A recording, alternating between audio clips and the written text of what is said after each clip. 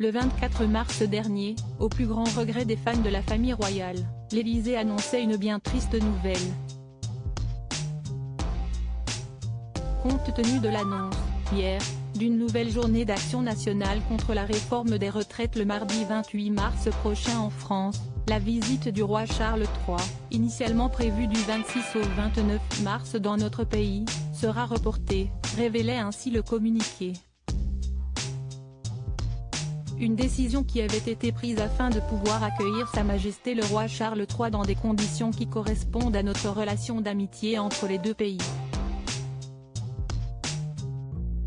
Malgré le report, l'Élysée avait finalement indiqué que ce déplacement officiel serait reprogrammé dans les plus brefs délais.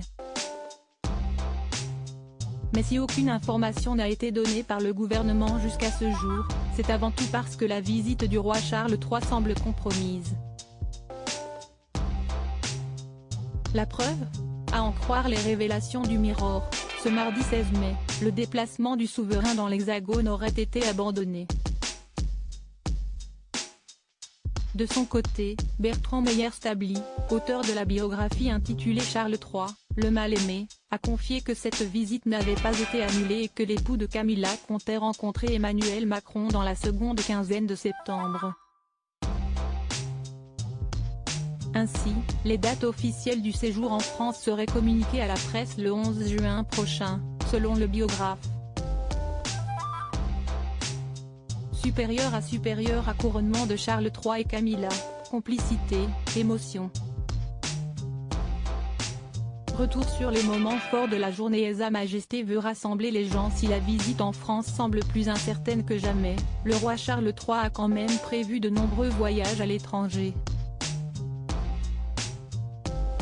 En effet, selon le Mirror, le souverain de 74 ans et son épouse prépareraient des séjours officiels au Kenya, en Palestine, en Israël, mais aussi en Roumanie. Ce sera un moment poignant. Inévitablement, cela rappellera sa jeune mère au début de son règne.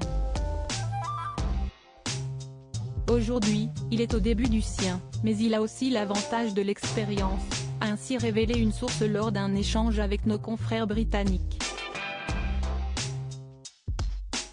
Et d'ajouter, Sa Majesté veut rassembler les gens. Il sait que les relations entre la famille royale, les royaumes et les autres pays du Commonwealth vont changer, mais il tient à préserver et à protéger les valeurs communes. Article écrit en collaboration avec 6 médias. Crédit Photo, agence.